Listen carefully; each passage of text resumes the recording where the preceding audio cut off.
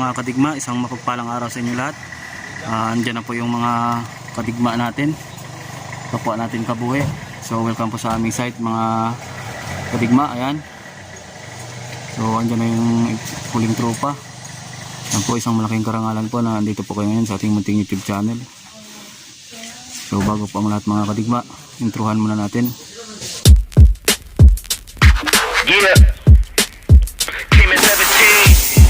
Isang mapagpalang araw po sa inyo mga kadigma.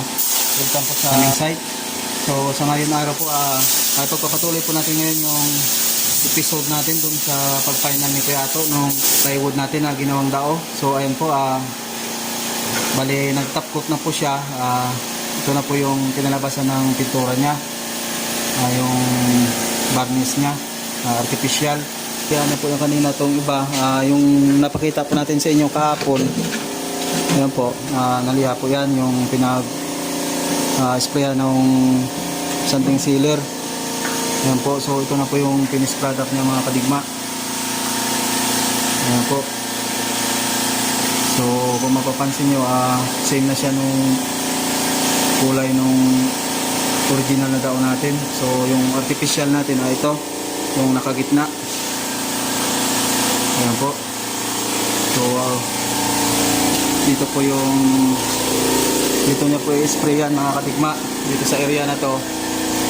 Pagpapasensyahan na lang po yung tunog ng compressor natin.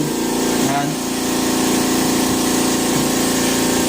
So ito na po yung final episode natin dito sa pag-spray ni Kuya Ato sa artificial natin na varnish nung dao, kahoy.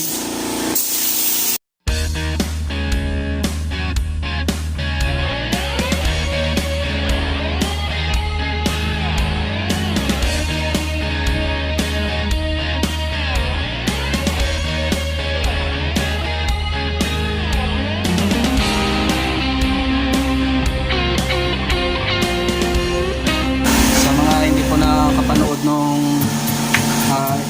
episode dito yung paano yung preparasyon, ilalagay ko na lang po yung link dito sa pa-flash ko po sa screen yung link nya.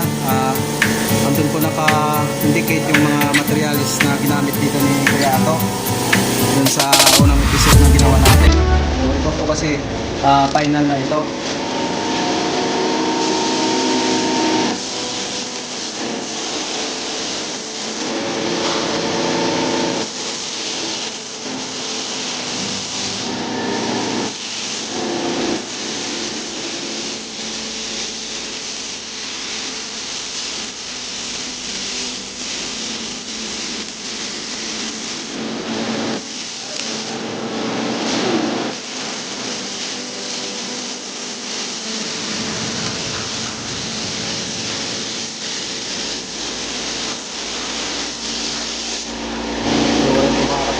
Yan po yung finished product natin, yung pinagkaibahan niya kung hindi pa natatap coat. Ayan. So unlike po dun sa unang video natin na ginawa, yung ganito din, mas matingkat po yung mga kadigma. So ito po, halos magkapareha sila. Ayan, kung mapapansin niyo. Ayan po mga kadigma. So habang binis nito si Kuya Ato, na-prepare na rin niya yan yung playlist natin. Ayan, so dito na lang. Na-prepare niya yung kahapon pa.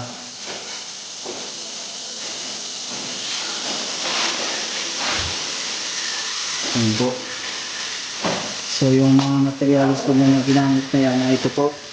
Bali, i-review po natin ulit. Ito yung wood stain niya, oil wood stain. Tapos yung mga tinting color niya, ito po yung tatlo. Bali po sa hindi pa nakapanood nung unang video natin, ito po yun. Tatlong tinting color po yung ginamit yan ni Kuya Ato. Itong lamp black, ayan po. Tapos itong bulletin red, tsaka itong Hansa yellow. Ayan po, mix po niya yan dito sa wood stain. So unang pinahid mo na yung purong wood stain mo na mga kadigma. Tapos yung pang aspi niya, yung pinaluan na itong tatlong tipping color natin. Then pagkatapos natin ang spray ng sanding sealer natin. So pagkatapos malihain, pagkatapos ma-spray ng sanding sealer, niliha po niya. Tapos ito na yung top coat. Ayan na po.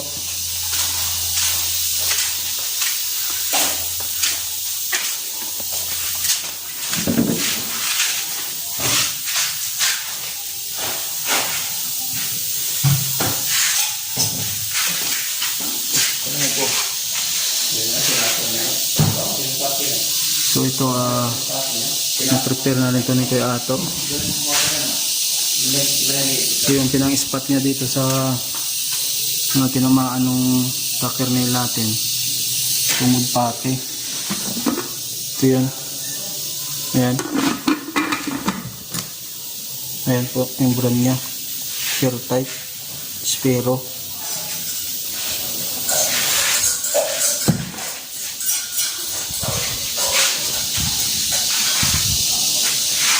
So ayan yung pinagkaibahan ng wala pang primer. Ayan, 3/4 po yan na plywood. So ayan lang po muna ngayon mga kadigma. Maraming salamat po sa walang sawang pagsuporta sa ating YouTube channel. Isang malaking karangalan po na hindi niyo po ako iniwan sa laban na ginagawa natin. Sa mga hindi pa po nakapag-subscribe, i-click niyo po yung subscribe button para maging updated po sa mga video na gagawin natin. Maraming salamat ulit at God bless you po sa inyong lahat.